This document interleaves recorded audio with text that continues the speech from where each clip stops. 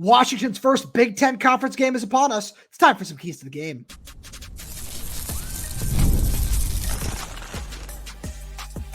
You are Locked On Huskies, your daily podcast on the Washington Huskies, part of the Locked On Podcast Network, your team every day. Welcome back into another edition of the Locked On Huskies podcast. I'm Roman Tomashoff.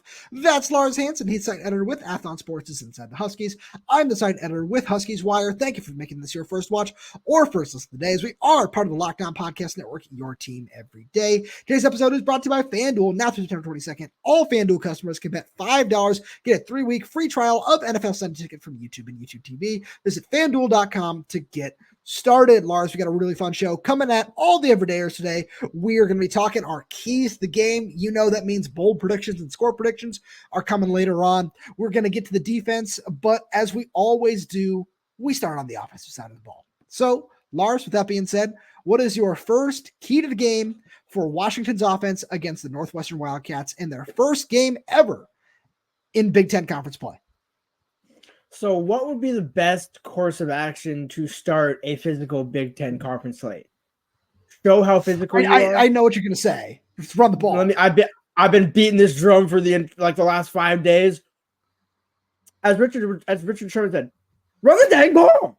Run the dang ball. You only need 1 yard. Run the ball. That's okay. So, now, sorry. Hold on. No hats. One thing. No hats. That's it. Continue. Fair. No, that's a very important point there. But so as I've said on the show multiple times throughout the week, and even in the post game last week, just saying Northwestern has not allowed a rushing touchdown through 3 games this season. David Braun is a defensive-minded head coach, so now you're talking about a defensive-minded head coach against an offensive-minded head coach in Jedd Fisch. So I look back at some of the numbers when Jedd was in Arizona, since that seems to be what everybody else is doing now. Jedd apparently is calling his system from Arizona too, so that's interesting. But with that being said, the longest streak that a Jedd Fisch offense has gone when he's been a head coach, to be clear, not coordinator or anything like that, has been 3 games without a rushing touchdown. And that was his first 3 games at Arizona. Washington had 3, I believe, against Northwestern or against Weber State in the opener. Haven't had 1 since. This is the perfect weekend at home at Husky Stadium against a very good Northwestern run defense to prove how physical you can hang in the Big Ten, and it starts with running the ball effectively. So I certainly agree with you there, where Northwestern has had a really, really solid run defense. I like what they're doing on that side of the ball. I have a slightly different approach here, and this is, maybe I should say this for bold predictions. One of the most important things that Washington needs to do, especially after what we saw in the Apple Cup last week, is they need to score touchdowns. I know, insane, crazy. They scored 1 touchdown last weekend, Lars. 1. I'm not gonna, go down the if they score more, what happens then? We're not gonna go there. Doesn't matter. The game is in the past now. But that's what you need to do. It's great that you have a really, really reliable kicker in Grady Gross. Grady is awesome. Grady has had an awesome start of the year. But you can't rely on him for everything, because the more I can't believe I have to say this. The more points you score, the better. That's what it is. That's how the game works. And if you are in the red zone or close to it, you need to find a way to score. And that, segues perfectly in my second point, where I certainly agree with you. But they need to run the ball. They need to establish the run. They need to establish that physical tone. But Washington is going up against another, I don't want to say poor pass defense, but a subpar one. Northwestern through 3 games has allowed 214.7 yards per game through the air. That is 15th in the Big Ten out of the 18 teams in the conference. So having this, this rushing attack is great. As we know, as we said earlier this week, Jedd wants to throw for 300 and rush for 200 every game. Is that achievable? I don't know. Probably not. But I think that that's a really solid strategy. And one thing that, is going to be really useful in that as well is establishing your entire receiving core. We know what Giles can do. We know what all 3 of these guys can do. And it's establishing a solid passing game that is going to get you in the end zone, push the ball downfield, utilize Jeremiah Hunter. That's what I really want to see this weekend. So here, I'll give you some numbers. How many times at Arizona do you think Jedd's offense scored 1 or fewer touchdowns in a game? I'm going to say 7, including that 2021 season, which was not great. So wow. Oh, let's go. Let's No, go. Thank so you. it's no. So it's 6, but they all came in 2021. So no, because you're absolutely right. So I get you. I was like, wow, you were basically dead on. Plus or minus 1. The over under hits on that one. So the reason why I say that is there's 2 things to take from that. 1, 2021, year 1 at Arizona. 2024, year 1 at Washington. There's going to be some growing pains. And I think especially with a brand new offense, and I think Jedd's kind of been hinting at that throughout the week where it's like, hey, this is our 3rd game together. This is now our 4th game together. Now we're finally facing adversity because we haven't lost yet. So now we finally lost a game and it's okay, great. So now you're playing the card of, hey, we're still trying to build this thing out. So now are you tempering expectations, whatever you want to say. But they only had back-to-back games of 1 touchdown or fewer twice. So within those 6, there's at least a promising sign of this shouldn't be a case of rinse and repeat. You only get 1. That said, Northwestern does have a good defense. So this isn't by any means, to your point about bold predictions, it's going to be under 30 for both teams. I do not see either team getting above 30 this weekend, but that's fine. There's still 4 touchdowns on the board right there for you. No offense to Grady, as you said. It's nice when Grady gets some points, but if you're winning it who's the NFL team that literally won with all field goals? Washington Commanders. Yeah. Hey, and the Atlanta Falcons, but both of them, yeah. But perfect. Washington. Like, it's great when you have your kicker be that great. And I remember, before the season, I was shouting out Grady to you. And it's like, man, are we really doing this? Like, no, but you got to have a good kicker. So it's important to have a good kicker, but your kicker should not be your offensive MVP. And that's kind of the problem. Yeah, that's my whole point is it's great to have that, but you want to make sure that you're capitalizing on these opportunities because watching Washington in and around the red zone was really frustrating. And of course, I know, and all the everydayers right now are screaming, well, it comes down to the penalties. Yeah, we kind of wanted to admit that where we talked about that so much this week that we know the penalties need to be omitted. That is certainly thing number 1 when it comes to all this, eliminate all the negative plays. But another thing that I really want to see, Lars, that goes hand in hand with your establishing the run is what the offensive line is going to look like. When I look at this offensive line, is it going to come out solid? Are they going to find ways to adjust to what happened last week where there was certainly pressure on Will Rogers in some not so advantageous situations? Are we going to see any more rotation? Are they going to stick with 5 guys? Are we going to see both Sawana and Maximus McCree at left tackle? Or, how much is a Landon Hatchett going to play? What is all that going to look like? Where those are some of the things that I'm really curious about.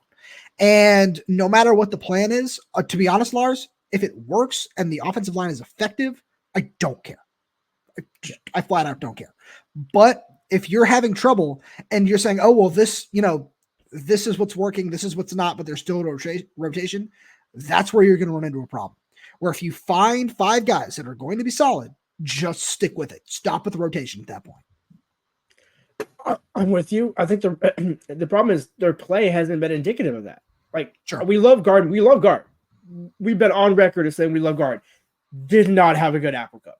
Flat out, did not have a good Apple Cup. Whatever you want to attribute that to, Wazoo's defensive line, whatever you want to call it. That's why there's been so much rotation is, well, if, your left tackle is struggling or somebody's struggling, you have to make those changes. Otherwise, you're kind of doing a disservice as a coach. I guess the problem with that comes into play. I mean, for me, you have a decent enough offensive line that should be able to hold up. And the way this offense is built, you can win with the run or the pass. So there's no reason that this offense shouldn't be scoring points, kind of tying all this together. You should find a way to get to 21 plus this weekend. There's a route there, and here's the thing, whether it's just 2 touchdowns and 3 or 4 field goals, who cares? Like, just have something of an attack where there's a legitimate, although I do 20 seconds on the red zone really quick. They are 8 of 9. I do want to point that out. Like, I think that, see that's why the red zone numbers don't necessarily indicate when it's just outside, right? Like those 10 yards just outside the red zone, that's where the struggles have come from.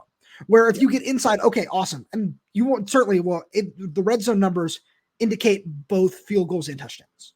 You just want to make sure it's as many touchdowns as you can possibly get once you get there. But that 20 to 30 yard marker, that's where you want to make sure you keep the ball moving, extend drives, and get to the red zone. Well, here's the thing. It's a 6-2 ratio of TD to field goals. So 6 touchdowns, 2 field goals in the red zone. That's why they're 8 of 9. But to your point, it's not the red zone struggles. It's getting into the red zone. That's the struggle. Yeah. That's the problem. You're not wrong. because like somebody did ask me that on Twitter, like ask Fisch about the red zone problems, and I'm like, what are you talking about? Like, it's not the red zone; it's getting into the red zone. It's right. That 20, that's that 40 to 20, not 20 to in. That's the problem. Right, Lars. Let's talk about defending the red zone. Right after a message from our friends over at eBay Motors. Passion, drive, and patience. The formula for winning championships is also what keeps your ride or die alive. eBay Motors has everything you need to maintain your vehicle and level it up to peak performance, from superchargers, roof racks, exhaust kits, LED headlights, and more. Whether you're into speed, power, or style, eBay Motors has you covered. With over 122 million parts for your number one ride or die, you'll always find exactly what you're looking for. And with the eBay Guaranteed Fit, your part is guaranteed to fit your ride every time or your money back. Because with eBay Motors, you're burning rubber, not cash. All the parts you need at the prices you want. It's easy to make your car the MVP and bring home huge wins. Keep your ride or die alive at ebaymotors.com. Eligible items only. Exclusions apply. eBay Guaranteed Fit is only available to U.S. customers. Lars, it's time to switch sides. When you look at the defense, what is your number one key to a win over the Northwestern Wildcats? Revolutionary, similar to how you said, you have to score points to win the game. It's again, we needed that, dun, dun, dun, dun, ABC breaking news. It's like, hey, film at 11, here we go. Contain the quarterback. Whoa, you did crazy. You did a good job, aside from 2 plays against John Mateer. Now again, at the same point, got to give Mateer his flowers. I think. I'll be honest, he impressed me a lot more than I thought he would. I didn't think he was bad, but I think he exceeded expectations, which, again, shout out to him and Ben Arbuckle for the staff for that. That said, now you're going to face another dual threat quarterback who, as others have pointed out, is theoretically making his second career start. That said, this is not his second career game, nor is it his second career game on the road. And the one thing that Jack has done, I'm not going to try and pronounce his last name. I'm just going to butcher it. But the Northwestern quarterback, his ability to run. That's what he's done every single year. And so when you look at his passing numbers, I think he was relatively decent against Eastern Illinois. And again, part of that being Eastern Illinois. So you should be able to have a better chance against their offense, but it really starts with more or less because again, if Lakesh can get outside the pocket or break contain and get, extend, that's where Washington's defense, if we're going to say where have they struggled, it's allowing drive extending plays. Not getting off the field on second and third down. Obviously. No, sorry, but and half of that was penalties in this last game. But you're right. No, I'm sorry. Continue. Exactly. But it goes hand in hand. And, somebody asked Jedd on Thursday about how do you prevent the penalties? And he's like, well, we had those boxing gloves in fall camp. I'm like, yeah, but you can't have boxing gloves in a game. I would love for that day to happen because honestly, get Thaddeus. Man. Get Thaddeus a Golden Boy gloves or Mayweather Promotions like NIL deal for some boxing gloves and just like that. You are no longer holding on any play the rest of your career. Figure it out. So that's not just that to be clear, but it's just easiest target there. So Lars, when I look at this, Northwestern's offense, when you look at the numbers, you're right. It's the number one is that key. It's not calling cover 0 on 3rd and 18 or 3rd and 20 and allowing a quarterback to break contain and get to the edge and do all those different things. Where when I look at Northwestern's offense, the rushing numbers are fine. They're 11th in the Big Ten. They're averaging 161 yards a game on the ground. And then you look at the passing offense and it's not much better. They're 14th in the Big Ten with 193.7 yards per game. So all in all, it's a somewhat underwhelming, lackluster offense against, a similar level of competition that Washington has faced. So when I look at this defense, it's just, okay, it's taking away their biggest strength. It's making sure that the quarterback is not escaping, keeping him in the pocket, which, as you said, Washington did a really, really good job of for the most part, outside of a couple of plays. So moving forward, it's what are you going to do second? And one thing that I know we discussed earlier in the week is, if you're going to dare him to beat you with his arm, let's not have it be on those underneath routes again, where it's, it's 5-6 yards, stop, turn around, balls out, where it's a nice, easy timing route. And then it's asking the corners to make a tackle. And it's not that they can't do it, where we saw some struggles in that area, but those are the kind of plays that, if you get enough of them, you get them in rhythm, it's going to build too much confidence for the offense. where if you're going to allow them to make these sort of throws, make it some of those intermediate throws, where the one I think back of is when Zach Durfee was in coverage, and I can't remember who was right behind him, but it was a really tough throw for John Mateer, who did a really nice job of placing it perfectly over his head right on the sideline for a first down. Where if you're forcing opposing quarterbacks to make that throw time and time and time again, you can live with it if they beat you that way. But in all likelihood, with some of the quarterback play we've seen across the Big Ten to open the year, probably not going to.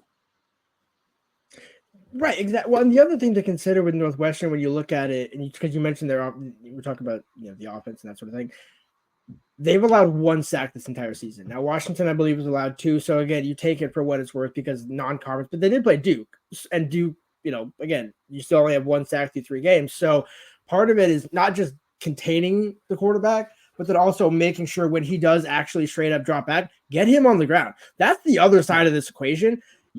There's probably almost near double digit, almost missed sack numbers at this point through 3 games. It really feels like that, where there's been so many times, not just against Mateer, but even against Munoz in the Weber State game, and to a degree, Cole Snyder in the Eastern Michigan game. There's probably a half dozen, if not a baker's dozen, sacks out there for Washington to be had that they missed. And so, we're talking, and that's not because that's across the board. We're talking, Deshaun Lynch had a couple, Durfee had, I think 1 or 2 that he could have had. And it's not that they were missed per se, whether quarterback makes a nice move or whatever you want to call it. Getting them on the ground is the key, because there was a couple of times where they had Mateer dead to right, and yet somehow found the back door. And that's exactly the type. That's exactly the type of guy that Cash can be for Northwestern is, because if you look at his passing numbers, it was like 220, 64% completion, 2 touchdowns. So he's not going to wow you with his arm. So that tells you, again, he's looking to run, not necessarily on every play, but he's got that ability to do it. And that's what he started out his career doing. So I don't necessarily think it's that he's looking to run. It's that the game plan would prefer for him to do that at times is probably the way I would word it. Because I don't think anything you're saying is wrong. But if you ask any quarterback, they're never going to say, "Oh yeah, the first thing I'm looking to do is run," right? Right. Yeah, you're absolutely right. Yeah, terrible wording on my part. But the point is correct. Where it's not like these are not designed runs. I'm more what I was saying was like a guy who his first instinct is going to be to run if it breaks down. That's kind of what I'm driving at. Where it's like, hey, look, if you don't see it, go. You got the legs to do it. That's the point of what we're getting at, which drives right onto Washington, where you have all the senior defensive guys to understand against a redshirt sophomore, and yet you're about to hopefully not get out game plan for a second week in a row. So I'm glad you brought that up, because that's exactly where I wanted to go. Where when I look at it, it's not just Carson Bruner, who Jedd Fisch labeled as probable. Shout out to the old injury reports in the NFL, but when I look at this, it's what's that game plan going to look like? Are we going to see more Zach Durfee, like we talked about on the Thursday show, as the Everydayers know? Are we going to see more Kamori House? Are we going to see him get another start and just play the same role that he did against Wazoo, which he did really, really well? Are we going to see more of that? Alfonso Tupatala has played stellar to open the year. He's been awesome. What is that going to look like? Who is going to be the spy? Are you going to walk down Cam Broussard? Are you going to walk down Cam Fab? Is that what it's going to look like? Or is it going to be one of these linebackers? Like I'm really curious, because it's another game where, just like we saw last week, more often than not, where John Mateer still completed only 50% of his passes against this Husky secondary. That was all he needed to, unfortunately. But that's still a number that you can say, yeah, that's a solid number. And that when you look at these corners, more often than not, they won their battles one-on-one. They did a really good job. So is that something where, is that what's going to happen again? I kind of lean towards yes right now. Yeah, when you look at the no shot to the Northwestern offense, but I don't think there's a receiver on that room that truly is like, hey, like we got to account for this guy. Now again, you could do it by collection in terms of, hey, well, we don't have one A+ guy, but we can nickel and dime you, which I guarantee is going to be the plan. Keep that's clearly Steve's plan. Keep everything in front. Don't get beat. Make the tackle. Problem is, they didn't do 2 out of 3 of those against Wazoo. And that's the frustrating thing, where you just want to make sure you see that. And, we asked Steve about that the other day, and it's he gave the chalk defensive coordinator answer of, I got to coach better. It's on all of us to make sure that we can improve in those things. And that's the final thing, Lars, that I think you and I wanted to say before we get to the bold predictions. It's been one of the themes of this week. It's prove it. It's prove that you made those adjustments, which is something that you mentioned when we were prepping for the show is, Jedd didn't have any rushing touchdowns against, an Alex Grinch defense last year. He came out and had a whole bunch against Wazoo that week after. So he's shown he can make those adjustments, and the coaching staff has shown they can do that. Now you have an awesome opportunity to do that again and just really set the tone in the Big Ten. And Lars, speaking of setting the tone, it's time for our bold predictions. Right after a message from our good friends over at FanDuel. You've heard us talk a lot about FanDuel, America's #1 sportsbook. Well, we have something a little different for you now through September 22nd. All FanDuel customers get $5, get a 3-week free trial of NFL Sunday Ticket from YouTube and YouTube TV. Then with the YouTube TV base plan, you'll be able to watch every regular season Sunday afternoon out-of-market game. All you need is a Google account and a current form of payment, and you can cancel anytime. Just visit FanDuel.com to download America's #1 sportsbook. And, we've been harping on it, for a couple of weeks now. The Seahawks really do have a good shot at winning the NFC West this year with the Christian McCaffrey injury, the Deebo Samuel injury. The Rams don't look great, everything that's going on down there. And the Cardinals, I think they're still a year away right now. So you should go check out those odds over on FanDuel because you might be able to make some good money right there if they end up coming through there. Lars, I know I'm starting us off this week on bold predictions, and I gotta say the team is in purple is going to win. No, I'm sorry, I can't. I'm not. I can't make that claim. But no, seriously, when I look at this game, I'm really excited for the Big Ten, for everything. Also, personal note here. This is a matchup that's kind of near and dear to my heart and my family, as my dad is an alum of both Washington and Northwestern, which I think is really cool. So shout out to my dad, masters at Northwestern. So super cool there. But when I look at this game, I think Will Rogers is going to set his new season high in passing yards, where he set it last week at 306 against Wazoo. I think he surpasses that against this defense. And I also think that he is going to, I'm going this route. Over 80% completion percentage with 3 touchdowns. Ooh, I like that. Okay. So there's a couple things that I got to unpack there. So as I told you, I think after the Apple Cup or after Sunday's show, I can't remember which one it was, I am no longer predicting certain things on the show. I will still predict positive results, but not necessarily as confident. But one thing that I am confident of, again, it's a carryover from the first segment. I'm going to double down. I said Jonah would have, I think, 120 and 2 touchdowns. We're going to run it back. 120 and 2 for Jonah. At some point, I don't necessarily doubt that Will could have a good game. And again, it's whether you're right or I'm right, as long as they win, who cares? But that's what matters. But really, I think especially going into the Big Ten, it's good to have an accurate quarterback, as you mentioned, but I don't necessarily think that's like the true strength of this offense. The true strength of this offense is Jonah Coleman making guys miss and just running dudes over.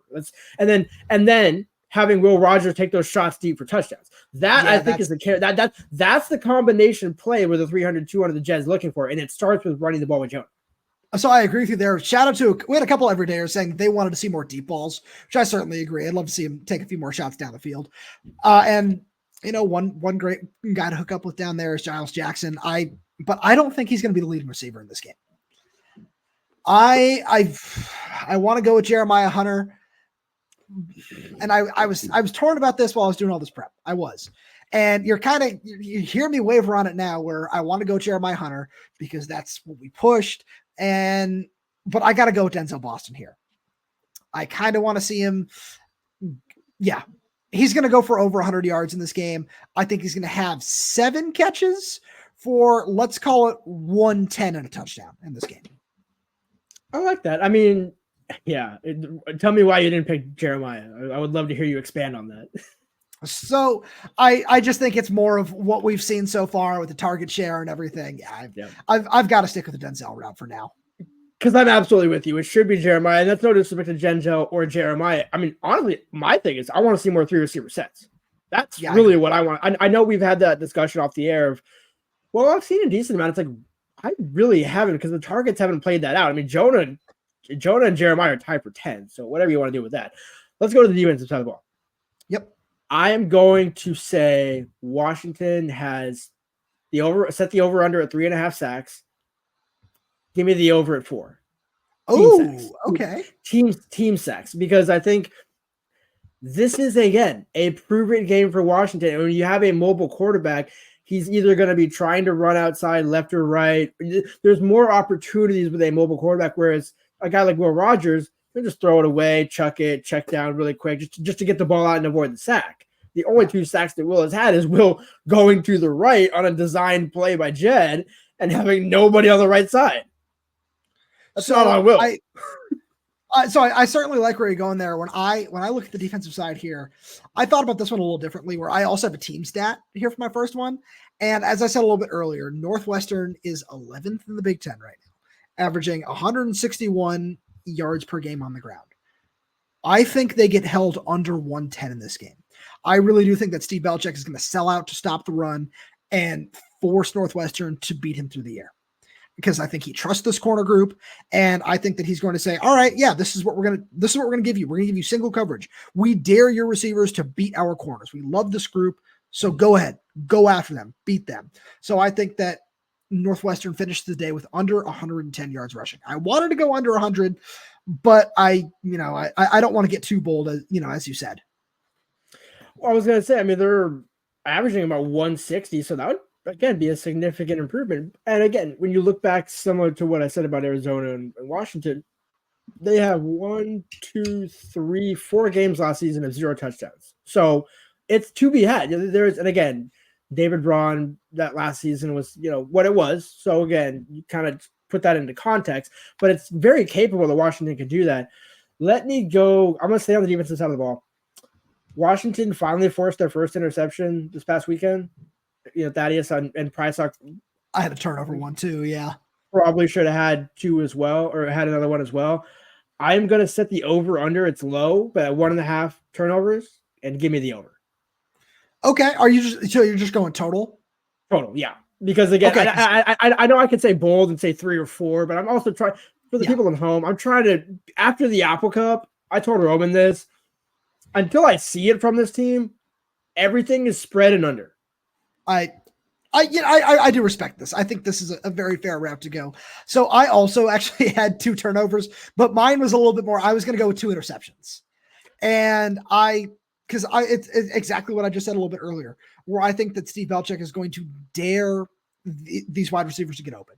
I really do, and I think that Ephesians Prysock makes up for the ball that he didn't drop last week and gets his first official interception. And I was kind of torn on the other one, but I also want to give somebody else an opportunity to make up for, a tough penalty that they committed last week. So I think the other one is going to go to Jordan Shaw. So that's what I got. Ephesians Prysock and Jordan Shaw with an interception each. And yeah, I've got some faith in them there. All right. So this one just came out of left field. I had no business making this prediction, but given my last prediction wasn't necessarily bold at 1.5, although I mean, in context, it is bold because they only have 1 on the season. So in reality, it is a bold prediction in that regard. Damon Williams, ladies and gentlemen, gets his first career Washington touchdown on the ground. Rushing touchdown. Okay, right, on the ground. Yeah, rushing touchdown on the ground. I think after the calamity that was the Apple Cup, Jedd's got to right that wrong some way, somehow. Why not prove that Damon can actually, be the serviceable guy that you want? Because again, he has. I'm not saying Damon hasn't proven it, but do what we really expect in that regard. Yeah. And so I said Adam Muhammad to get his first last week. Didn't happen. Give me Damon this week. I like that. And Lars, with that being said, it is time for your weekly. I almost said annual for some reason. It's not. It's weekly. It's time for your weekly, always accurate. No, not so much. Score prediction. The floor is yours. Okay. So again, that's why I said, as I said, not necessarily always. It's weird. I'm either almost dead on or completely off the reservation. There is no in between. In fairness, though, that's predictions in general. That is just predictions in general. And you're not wrong. And again, bold predictions, go big or go home. So the spread is 42.5. Or no, the over-under is 42.5 and the spread is 10.5. Give me Washington 24, Northwestern 20. Okay. So the over it's and you take Northwestern to cover, because until and I think, and here's the thing, the reason why I say that is this is not 2.0 with David Braun. It was a 3-point matchup before, albeit Arizona, North Dakota State, two completely different situations, but that also was pretty early on in Jedd's tenure at Arizona. So you gotta do the math on this. I would be very surprised if it's a double digit, 14 point, 17 point blowout, just because of the physical nature of Northwestern. And it's like, this is going to be the true Pac-12, Big Ten test to prove that, hey, you're no longer in Kansas anymore. You're no longer in the Pac-12 when you're going down to Cal and you're going down to, no disrespect, Colorado or Oregon State or whatever. It's a little, and again, is Northwestern the cream of the crop of the Big Ten? Heck no. But they are, it's always one of those tough outs, kind of like a Utah, kind of like what Wisconsin should be under a different coach besides Pickle, where it's okay, it's a physical team, you're going to have to play a 4-quarter game, and it's kind of the perfect game that these guys need to have after a game like they had in the Apple Cup. See, all I was gonna say is don't disrespect the algorithm, man. It'll come for you with what it's been this week. It's been absolutely incredible. With that being said, Lars, as always, thank you so much for being here. Thank you to all the everydayers for tuning in. We really do appreciate your support, and thank you for making Locked On Huskies your first listen today. Now, for your second listen, find Locked On College Football, from NIL deals, never-ending conference realignment rumors. Our guy Spencer McLaughlin gets you ready for an exciting season on the gridiron. You can find the link to Locked On College Football down in the description below on YouTube or wherever else you get your podcasts. And if you like what we got here to offer, we've got so much more fun stuff coming for you throughout the season, so make sure you subscribe wherever you get your podcasts, whether that's YouTube, Spotify, Apple Music, Amazon Music. We're there, we're everywhere. We're updating the channel with new content every single day, so make sure you hit that like button, click that little bell so you never miss when we post a new video. You got any questions, comments, concerns, drop them right down below in the comment section, and if you're audio only, please leave us a 5-star review, as it really does help us out a lot. Thank you so much for tuning in, and we'll talk to you after the game.